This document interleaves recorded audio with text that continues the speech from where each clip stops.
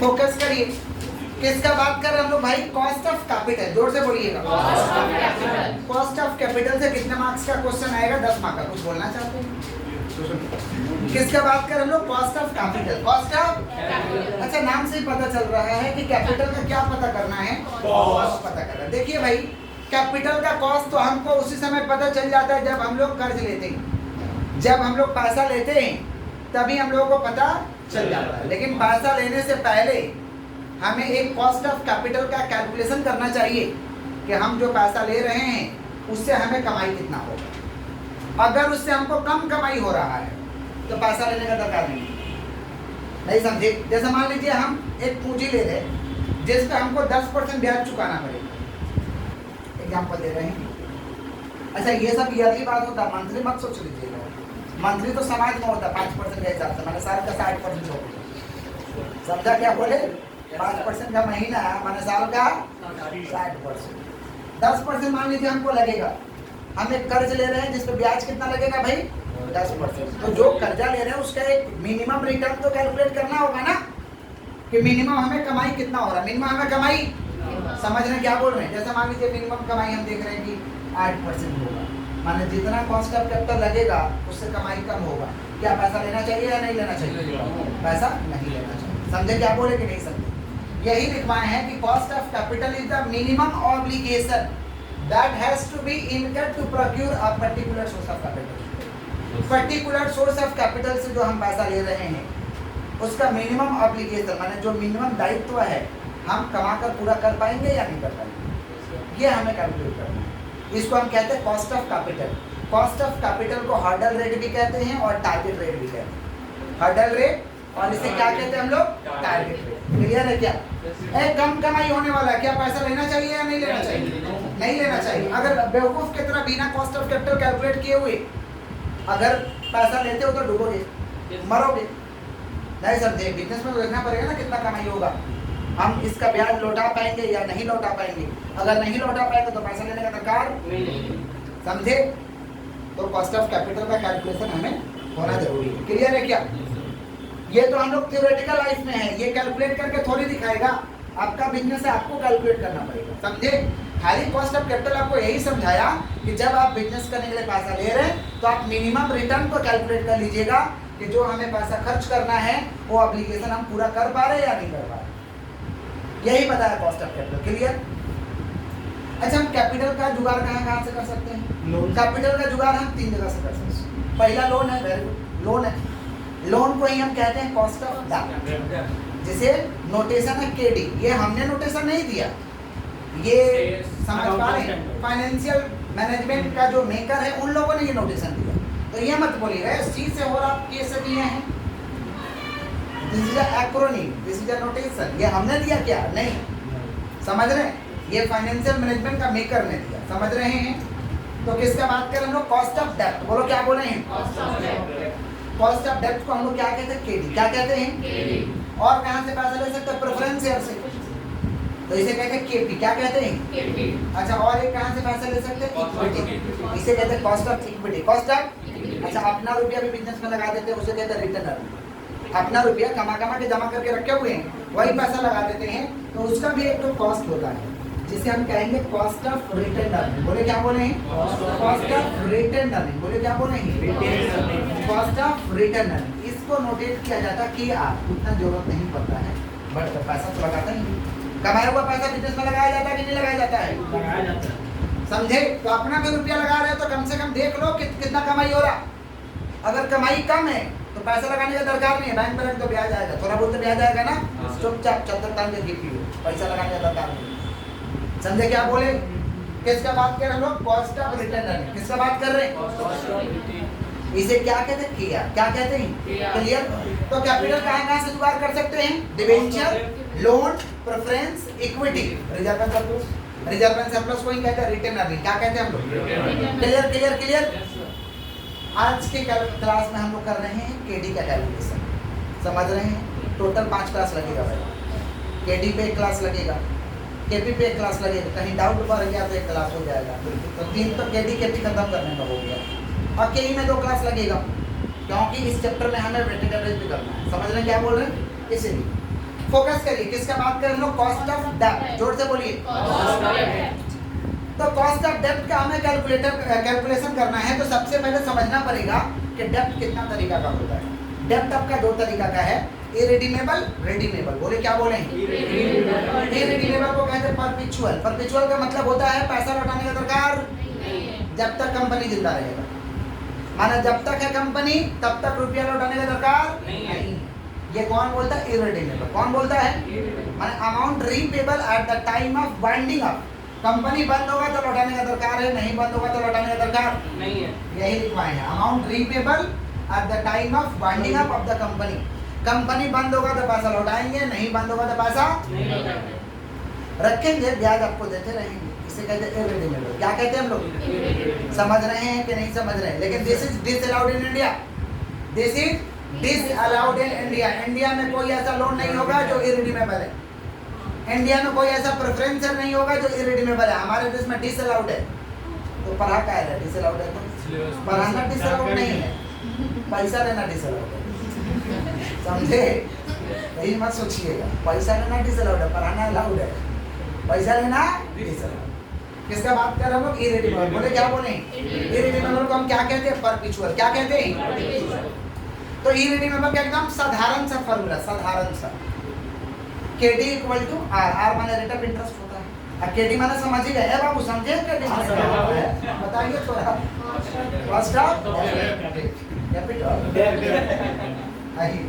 KD माने जब पढ़ाएंगे तब KD में समझाएंगे, अभी लोन का बात करिए। KD माने लोन, लोन का बात हो रहा, समझ रहे हैं? कोई भी लोन। तो KD इक्वल टू फॉर्मूला क्या? R1 minus T। R1 minus T। R माने क्या होता है भाई? Rate of interest. R माने क्या होता है? और T माने क्या होता है? टैक्स। T माने और 1 माइनस T फॉर्मूला है।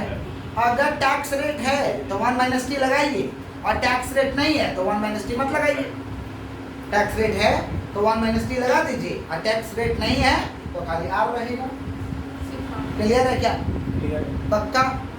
चलो, रेडीमेबल, ये वाला पैसा ले सकते हैं इंडिया में। रेडीमेबल माने पैसा लौटाना पड़ेगा after the time of expiry of fix period, माने after the expiry of fix period. जब आपका समय पूरा जाएगा तब आपको पैसा लौटाना पड़ेगा। जैसे मान लीजिए हम पैसा लिए 10 साल के, तो 10 साल कंप्लीट हो गया, पैसा लौटा दीजिए। तो इसको कहते हैं रेडीमेबल। क्या कहते हैं? ये ऐसा पैसा लेना अलाउड है हमारे देश में। तो अमाउंट इसका क्या होगा? Amount repayable at the time of maturity. Maturity माने जब समय पूरा रहा है, that is expiry of fix period. ये इसको दैट इज कहते हैं, इसको दैट इज कहते हैं एक्सपायरी ऑफ कौन सा period? Fix period. Fix period के बाद। समझ गए? ठीक है। फॉर्मूला क्या है? I plus 1 by n। I plus PD minus क्या ना भैया? I plus 1 by n। अच्छा एक मिनट, थोड़ा सा एक बार डेफिनेशन बोल दे। फॉर्मूला का डेफिनेशन होता है, फॉर्मूला का डेफिनेशन सुन लीजिए। आप लोग फॉर्मूला का डेफिनेशन शायद नहीं सुने हैं। फॉर्मूला फॉर्मूला फॉर्मूला हर जगह फॉर्मूला लगता है, बोलते हैं ना फॉर्मूला। फॉर्मूला का डेफिनेशन है कि it is rigidly defined. It is rigidly defined. ये जो डिफाइन किया गया, सख्ती से पेशा गया। कोई भी फॉर्मूला सख्ती से पेशा गया, फॉर्मूला को फॉलो करिए और बनाइए। उसमें क्यों काम करके अपना दिमाग मत चाटिए। समझ गए? तो अपना दिमाग चाटने का दरकार नहीं है। This is a formula. Formula का डेफिनेशन याद रखिएगा। जब दिमाग चाटिएगा तो हम डेफिनेशन को रिटेक कर देंगे। समझ गए? आइए, तो KD इक्वल टू क्या फॉर्मूला भाई? 1 प्लस 1 बाई n। सॉरी माफ करिएगा, I plus 1 by n। I plus 1 by n। PD minus n divide by 1 by 2 PD plus ND। और फिर क्या है? 1 माइनस 2। मतलब समझिए सबका मतलब समझना। हाथ स्टॉप। I माने क्या होता है भाई? Fix interest. बोलो क्या बोले? Fix interest. I माने क्या होता है भैया? Fix interest. PD का मतलब होता है रिडीमेबल वैल्यू ऑफ डेब्ट। कितना लौटाओगे रुपया? रिडीमेबल वैल्यू ऑफ डेब्ट, जो रुपया लौटाओगे उसका वैल्यू। ND माने होता है नेट इशू प्राइस ऑफ डेब्ट। कितना लिए हो, कितना लिए हो तो उसे क्या कहेंगे? ND। क्या कहेंगे? और लौटाओगे तो क्या कहेंगे? PD। कितना लौटा रहे हो? PD। लिए हो तो ND। और T माने टैक्स रेट। T माने और N माने कितना दिन बाद लौटाएगा तुम?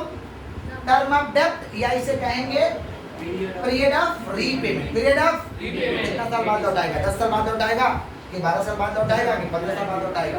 इसे क्या कहेंगे? एंड। क्लियर है क्या? सब बनाते बनाते आपका क्लियर हो जाएगा। सुनिए, अच्छा सुनिए। अच्छा, डिबेंचर को हम 3 तरीका से इशू कर सकते हैं। डिबेंचर को हम 3 तरीका से इशू कर सकते हैं। पार, प्रीमियम, डिस्काउंट। बोलो क्या बोले? माने लोन हम 3 तरीका से ले सकते हैं। पार, प्रीमियम, डिस्काउंट। बोले क्या बोले? पार माने होता है फेस वैल्यू, हमारा जो रेट है एक्चुअल वही वाला रेट, इसे कहेंगे पार। क्या कहेंगे? प्रीमियम माने एक्स्ट्रा। प्रीमियम माने एक्स्ट्रा। 10 रुपया का डिबेंचर है तो 11 रुपया कर या 12 रुपया कर, इसे प्रीमियम कहते हैं। समझ गए? और डिस्काउंट का मतलब 10 का डिबेंचर है तो 9 रुपया करके, 8 रुपया करके, कम पे। समझ रहे? तो हम डिबेंचर को 3 तरीका से इशू कर सकते हैं।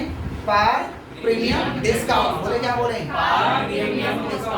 लौटा भी सकते हैं 3 तरीका से। पार माने जितना लिए उतना लौटा देंगे, लिखा रहेगा रेडीमेबल एट पार, माने 100 रुपया रेट है 100 रुपया लौटाएगा।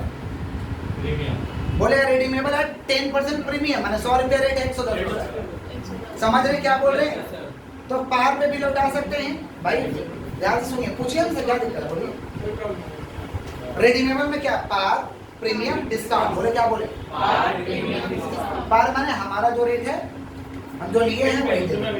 प्रीमियम माने एक्स्ट्रा देंगे। डिस्काउंट माने कम देंगे। लिए हैं 100 रुपया देंगे 90, लिए हैं 100 देंगे, होता है ना, इसको कहते हैं डिस्काउंट। क्या कहते हैं? क्लियर है क्या?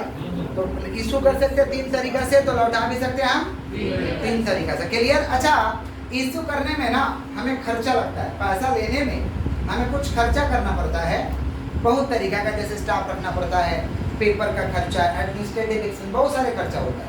ये सब खर्चे को हम एक साथ कहते हैं फ्लोटेशन कॉस्ट। क्या कहते हैं हम लोग? Flotation cost. समझ पा रहे हैं? तो अगर फ्लोटेशन कॉस्ट है तो हम एनडी से माइनस कर देंगे। एनडी से क्या करेंगे? क्योंकि पैसा लेने में खर्चा हुआ है, पैसा लेने में खर्चा, तो अगर फ्लोटेशन कॉस्ट है तो किससे माइनस होगा? एनडी से। किससे माइनस होगा? समझ रहे हैं कि नहीं समझ रहे? क्लियर? पक्का? तो जो लेक्चर किए हम लोग थोड़ा सा नोट डाउन कर लेते हैं। नोट करिए, बात नहीं, फोकस, बात नहीं करना है, बात नहीं करना है, बात नहीं करना भाई। चलो फटाफट नोट करो। कितना तरीका से इशू कर सकते हैं? हम डिबेंचर को, डिबेंचर या केडी को, बात नहीं, जिनका मुंह बंद नहीं हो रहा है वे, हमको लग रहा पढ़ने में अच्छा नहीं रख रहे हैं। क्या क्या कैसे इशू कर सकते हैं भाई? Par, premium, discount. तो कह सकते हैं issued at, debenture issued at par, premium, discount. Par, premium, discount. Issue करेंगे से तो हम एनडी ही कहते हैं। मान लीजिए 100 रुपया रेट है, 110 करके हम प्रीमियम पे कर रहे हैं, 90 करके ये कर रहे हैं। मान लीजिए ये तो एनडी है हमारा, ये क्या भाई? एनडी। फ्लोटेशन कॉस्ट, मान लीजिए फ्लोटेशन कॉस्ट लगा हुआ है 5 रुपया, तो सब जगह 5 लेस हो जाएगा। 5 रुपया लगा हुआ तो सब जगह 5 लेस हो जाएगा। एकदम इजी है। लेकिन लेकिन लेकिन अगर बोल जाए 5% लगा, 10% रखो, नहीं तो यहाँ पे नाटक में फर्क हो जाएगा। फ्लोटेशन कॉस्ट 10% लगा है, कितना लगा है? तो 100 का 10% होगा 110 का 10%, 11 कम लोगे, पैसा कम लोगे। अगर पैसा कम लोगे तो फेस वैल्यू बचा लो, पैसा ज्यादा लोगे तो ज्यादा पे फ्लोटेशन कॉस्ट चाहिए। नियम सुनिए, नियम, पैसा ज्यादा लीजिएगा तो ज्यादा पे फ्लोटेशन कॉस्ट, समझ रहे? लेकिन पैसा कम लोगे तो हम फेस वैल्यू, फेस वैल्यू माने पार, फेस वैल्यू माने तो 10 का 10% 10 रुपया, 110 का 10% 11, लेकिन 90 का 10 नहीं कर सकते, तो पार पे लेंगे। पार पे लेंगे। किस पे लेंगे? पे। पार कितना है? 100 का 10% 10, समझे? तो फ्लोटेशन कॉस्ट है तो एनडी से माइनस होगा, समझे कि नहीं समझे? माइनस कर देंगे तो पूरा का पूरा हमारा एनडी आ जाएगा। पूरा का पूरा क्या माइनस करें? दो का वैल्यू हम आप लोगों को सिखा दी। लौटाएंगे हम लोग रेडीमेबल एक्ट, रेडीमेबल कैसे लौटा सकते हो भैया? पार, premium, discount. Par, premium, discount. बोलो क्या बोले हैं? पार, premium, discount. Par, premium, discount. Okay, थोड़ा जल्दी से नोट कर लीजिए, इसको हम चाहते हैं। सर एनडी का मतलब है फ्लोटेशन कॉस्ट। एनडी का मतलब होता है net issue price of depth, कितना लिए आप। अब फ्लोटेशन कॉस्ट मान रुपया लेने में खर्चा हो गया तो खर्चा को तो घटाना पड़ेगा, जो लिए उसी में से तो घटाएंगे। फ्लोटेशन कॉस्ट माने खर्चा खर्चा खर्चा, समझ गए हैं? यस। तो फ्लोटेशन कॉस्ट है तो एनडी से माइनस कर दीजिए, फ्लोटेशन कॉस्ट नहीं है तो एनडी से आपको माइनस करने की आवश्यकता है तो माइनस करो, नहीं है तो माइनस मत करो। और डिस्काउंट है तो डिस्काउंट पे चार्ज मत करो। किससे चार्ज करो? Face value. और जब फिक्स अमाउंट दिया तो डायरेक्ट घट जाएगा। फोकस करिए, लिखिए सवाल, लिखिए क्वेश्चन लिखिएगा। ए लिमिटेड, देखिए A Limited has 10% debentures. A Limited has 10% debentures.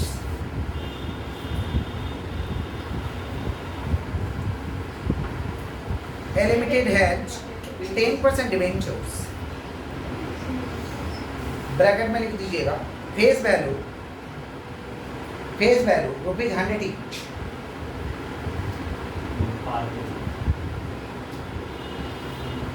Bracket close. After which 1 lakh.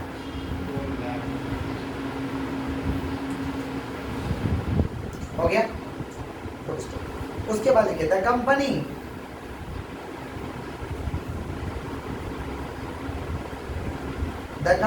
is in the tax. The company is in the 40% tax bracket. 40%, 40% tax bracket. 40% tax bracket. Bracket, yes. Tax bracket, बात नहीं. 40% tax bracket. 40% tax bracket. Full stop. Debenture issued at par. Debenture issued at par. Debenture issued at par. Debenture issued at par. Full stop. उसके बाद देखिए compute the before tax. Compute the before tax and after tax.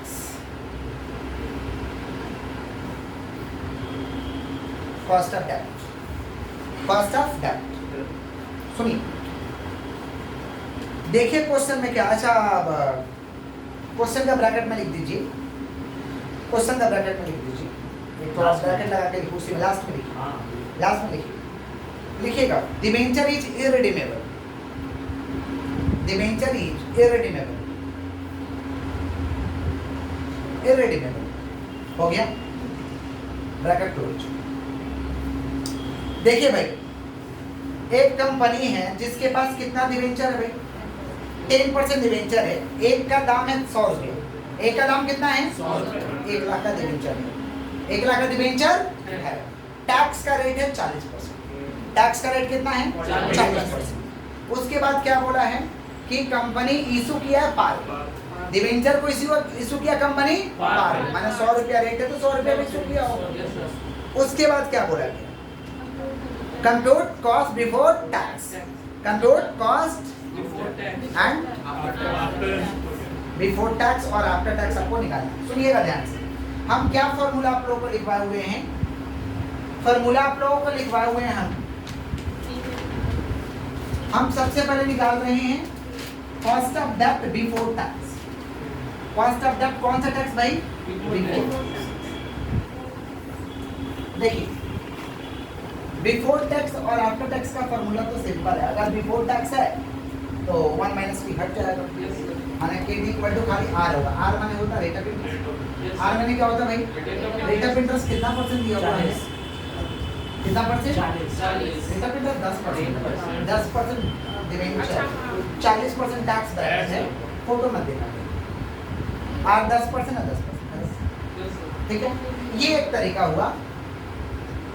और KP का निकालने का एक और तरीका है। एक और तरीका है I divide by 100। I divide by 100। आई माने क्या होता है भाई? Fix interest. हम खैर एक ही फॉर्मूला लिखा है, दरकार नहीं पड़ता उसका। फिक्स इंटरेस्ट आई माने क्या होता है भाई? फिक्स इंटरेस्ट पर डिबेंचर। हम लिखा फिक्स इंटरेस्ट कौन सा डिबेंचर? पर डिबेंचर। एक डिबेंचर का दाम कितना भाई? 100 का 10% ब्याज लगेगा, माने 10 रुपया। ठीक है। अच्छा एंड डी माने आप पैसा कितना भी 100 ही बढ़ाइए। फॉर्मूला क्या भाई? आई है 10 एंड डी है 100 इंटू 100 आपको 10 तो दोनों में से कोई एक फॉर्मूला से ना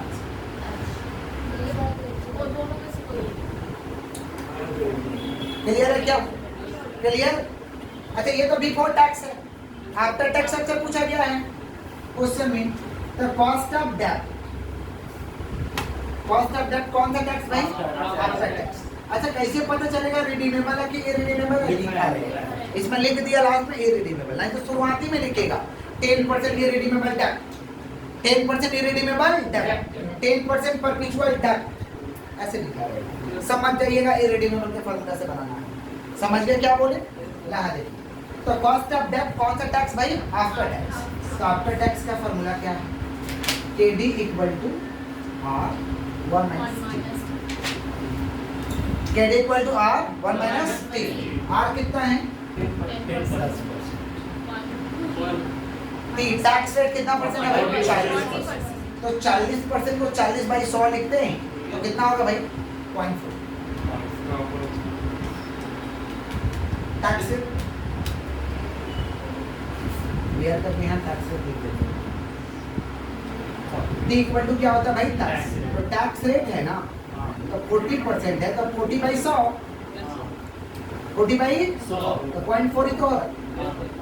तो R है 10%, वन फार्मूला का है माइनस 0.4 कितना होगा भाई?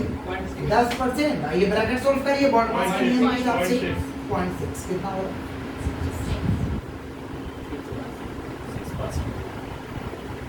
वो वाला तरीका से भी आपको दिखाऊंगा। फॉर्मूला क्या है भाई? KD equal to I and D. I तो हम निकाले हुए बार बार नहीं निकालेंगे, एंड डी भी निकाले हुए हैं और 1 माइनस T टैक्स रेट अभी भी निकाले 0.4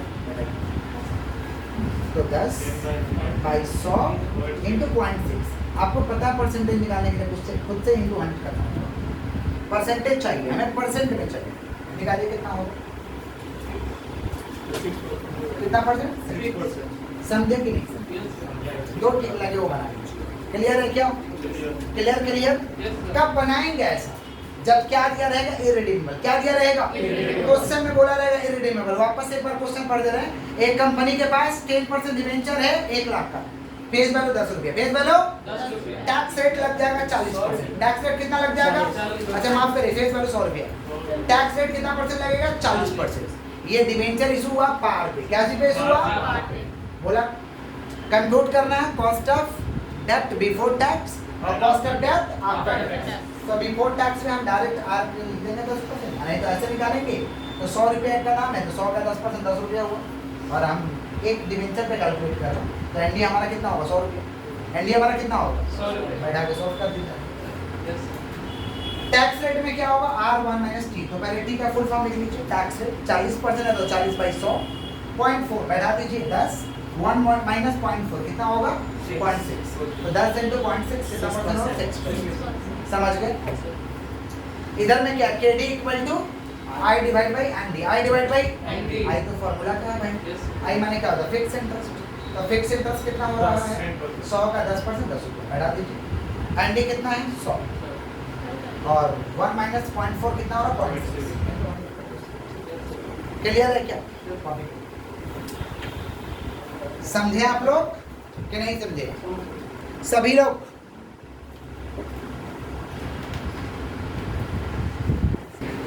लिखिए। एक कंपनी रेजेज, क्वेश्चन लिखिए नेक्स्ट। एक कंपनी क्वेश्चन लिखिए। एक कंपनी रेजेज होगा भाई, राइजेज नहीं।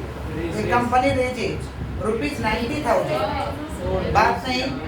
एक कंपनी, अच्छा भाई हम तो 2 4 बार बोल रहे हैं, आप लोग क्यों बोल रहे हैं? हम तो बोल ही रहे हैं 2 बार 3 बार। वो बंद करके लिखिए एकदम। जिनसे नहीं लिखा पा रहा वो छोड़ दीजिए, मत लिखिए, उनका कॉपी में आगे हम लिख देंगे सवाल।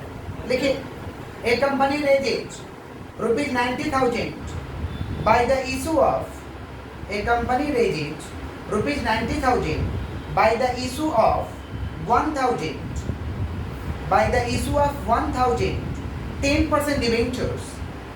A company raises rupees 90,000 by the issue of 1,000 10% debentures. 10% debentures of rupees. 10% debentures of rupees. 10% debentures of rupees. 10% debentures of rupees 100 each. 10% debenture of rupees 100 each at a discount of 10%. At a discount of 10%. At a discount of 10%. Okay. उसके बाद comma देके लिखिए, comma repayable at par, repayable at par, repayable at par, repayable at par after 10 years, repayable at par after 10 years, repayable at par after 10 years, full stop. If the rate of company tax, if the rate of company tax कर दीजिए, company में apostrophe S दे दीजिएगा, company में apostrophe S दे दीजिएगा, जिन्हें आता है ना। If the rate of company, तो हम क्या कर रहे हैं, आप लोग चुपचाप रहिए ना, लिखिए। If the companies tax rate, if the rate of sorry माफ करिए, if the rate of companies tax is 50%, 50%. Then what is the cost of capital? Then what is the cost of capital? Then what is the cost of capital to the firm? What is the cost of capital to the firm before tax and after tax? Before tax and after tax. Before tax and after tax. चलिए पढ़ के सुना रहे हैं सबको, अच्छे सुनिए। एक कंपनी रेजेज, एक कंपनी 90,000 रुपया ले रहा है, 1010% डिवेंचर इशू करेगा, एक का दाम है 100 रुपया। 1010% डिवेंचर इशू करेगा, एक का दाम है 100 रुपया। एट अ डिस्काउंट पे इशू करेगा 10%, तो 100 का 10% डिस्काउंट करिएगा, माने हम 90 ले रहे हैं। 100 का 10% डिस्काउंट करेंगे, कितना ले रहे? 90 ले रहे, ठीक। रीपेबल एट पार, माने पार पे लौटाएंगे, माने 100 रुपया बेस वैल्यू है ना, तो 100 रुपया पे लौटा, माने लौटाएंगे 100 रुपया, लौटाएंगे आफ्टर 10 years, माने एन है 10 साल। एन कितना साल है भाई? 10 साल। कंपनी का रेट ऑफ टैक्स है 50। क्वेश्चन में तो बोला नहीं है, बोला है बिफोर टैक्स और आफ्टर टैक्स, ठीक है। तो सबसे पहले हम लोग निकालते हैं बिफोर टैक्स, फिर क्या निकालेंगे हम? After tax. अच्छा, क्वेश्चन में लिख दिया कि भाई रेडीमेबल है, रीपेबल बोल दिया, माने रेडीमेबल है। रीपेबल बोल दिया, ज्ञान देने लगेगा, रीपेबल है कितना साल बाद, समझ जाना रेडीमेबल। और एग्जाम में जो क्वेश्चन आएगा रेडीमेबल का ही आएगा, ये रेडीमेबल का समझ तक आएंगे। सम जो आएगा किसका आएगा भाई? रेडीमेबल। समझ गए क्या बोले? ए बालक फोकस, फोकस द बोर्ड। सबसे पहले क्या निकालेंगे भाई? कॉस्ट ऑफ डेब्ट, कॉस्ट ऑफ डेब्ट बिफोर टैक्स, कॉस्ट ऑफ डेब्ट बिफोर टैक्स।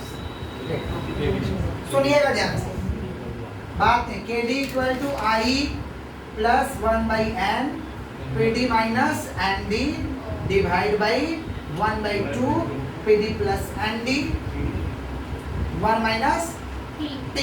बिफोर टैक्स है तो 1 माइनस T हटा दे, बिफोर टैक्स है तो 1 माइनस T। I माने होता fix interest for the fix interest, तो interest always charge on face value, fix interest for debenture, याद रखिएगा, interest always charge on face value, interest always charge on face value. 100 रुपया face value है, 100 का 10% 10 रुपया। हम एक शेयर का कैलकुलेशन करेंगे, इजी पड़ता है कैलकुलेशन, पूरा पे करिएगा तो थोड़ा दिक्कत होगा, बहुत कैलकुलेशन लंबा होगा, इसीलिए हम लोग एक शेयर पे करेंगे। समझे क्या बोले? Interest always charge on face value, एक का दाम कितना डिवेंचर का? 100 रुपया, 100 का 10% कितना होगा? 10 रुपया। उसके बाद क्या भैया एन, कितना साल बाद लौटाएंगे? 10 साल। एन का फुल फॉर्म हमने अभी लिखा है, repayment of loan, repayment of debt, या पीरियड ऑफ डेट, या टर्म ऑफ डेट। हाँ भाई, टर्म ऑफ डेट या पीरियड ऑफ रीपेमेंट या पीरियड ऑफ डेट। चलिए, एन कितना साल है भाई? 10 साल। पीडी का मतलब क्या होता है? Redeemable value of debt, redeemable value of debt. क्या बोला, हम कितना लौटाएंगे? फुल फॉर्म लिख दीजिएगा एग्जाम में, हम एक बार छूटेंगे या एक तो फुल फॉर्म के साथ ही लिखने दो, नहीं तो क्या पता आप लोग का बाबू सोना बन जाएगा कुछ। पीडी माने क्या होता है? Redeemable value of debt, redeemable value of debt कितना भाई? Redeemable value of debt 100 par पे लौटाएंगे, बोले 10% प्रीमियम पे लौटाएंगे तो 100 का 10% प्रीमियम 110, समझे? पार माने क्या? 100 रुपये पे लौटाएंगे। एनडी माने क्या होता है भैया? Net issue price from date,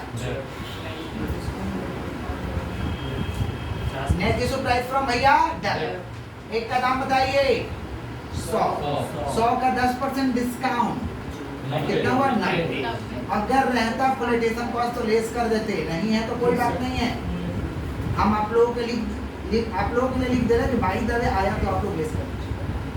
रहता है, जनरली रहता है, इस समय नहीं रहता है।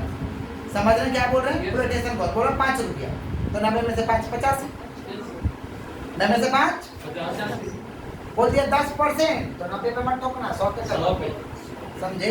100 का 10% समझा क्या बोले कि नहीं समझा? तो 90 माइनस प्रोडक्शन कॉस्ट कितना हुआ? 90। एनडी हो गया। टीवी लिख लेते हैं या नेक्स्ट में लिखना पड़ेगा, अगर नहीं लिखेंगे। टी माने क्या होता है भैया? टैक्स।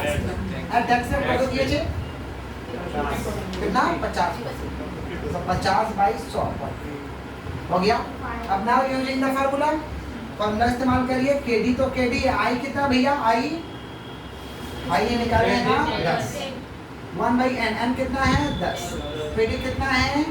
100, लिखना मत, एनडी 90, 1 बाई 2, पीडी कितना है? पीडी 100, एनडी ठीक है। अच्छा पहले ब्रैकेट सॉल्व करते हैं बोर्ड मार्क्स के नियम के हिसाब से। 100 माइनस 90 कितना हो रहा है? 10, और 10 से 10 को करेंगे तो 1, डायरेक्ट लिख दो 1, ठीक है जैसा आप गया 100 90 190, 190 का 1 बाई 2 कितना होगा भैया? 85 नहीं सर 90 95 चल 10 से 10 को डिवाइड करेंगे कितना होगा? समझ रहे हैं? 10 से 10 को काट दो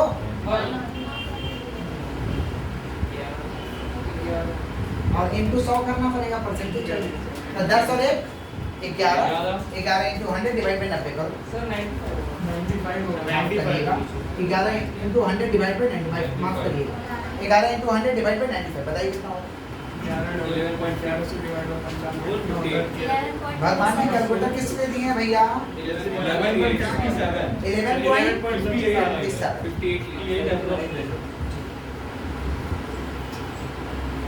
ये बिफोर टैक्स।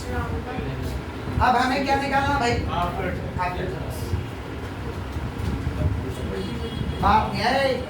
कॉस्ट ऑफ डेब्ट। अच्छा क्वेश्चन में जो बोला रहेगा वही निकालेंगे, कुछ नहीं बोला तो चुपचाप आपका टैक्स निकाल देंगे। कॉस्ट ऑफ डेब्ट कौन सा टैक्स? After tax. अच्छा हम आपको बता दें, डिवेंचर लोन लीजिएगा तो लोन में इंटरेस्ट के लिए टैक्स बेनिफिट मिलता है। टैक्स बेनिफिट मिलता है मतलब कि जैसे मान लीजिए छूट नहीं, टैक्स बेनिफिट मिलता है, इसका मतलब हुआ कि नेट प्रॉफिट हमारा 1 लाख हो रहा और हम ब्याज चुका रहे 20,000, तो 1 लाख में से 20,000 माइनस हो जाएगा, 80,000 माने हम खर्च के तौर पे उसे दिखा सकते हैं, इंटरेस्ट को खर्च के तौर पे दिखा सकते हैं, यहाँ टैक्स बेनिफिट मिलता है। लेकिन प्रेफरेंस से पैसा लिए हो तो वहाँ टैक्स बेनिफिट नहीं मिलता है। इक्विटी से पैसा लिए हो तो वहाँ टैक्स बेनिफिट, तो वहाँ टैक्स दिया रहेगा तो इग्नोर करेंगे। प्रेफरेंस में हम तो सिखाएंगे, खाली डिवेंचर के लिए ही टैक्स बेनिफिट। समझ गए हम क्या बोलना चाहते हैं? तो फॉर्मूला क्या है? KD equal to I 1 by N PD minus ND। Divide by 1/2 फिर D plus and D 1 minus 3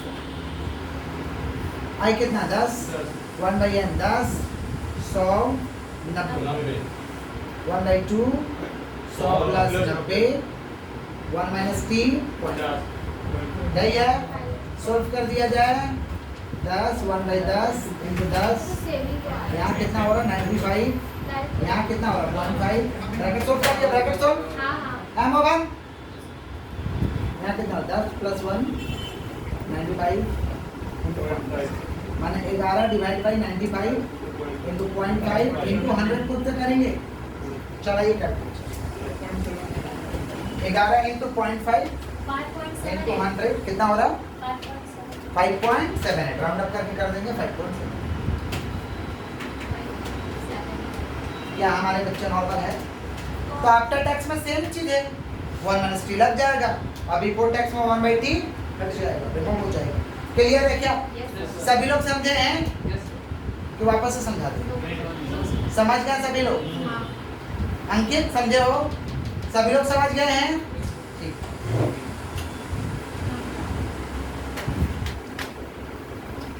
Shubham आपको समझ आया समझ में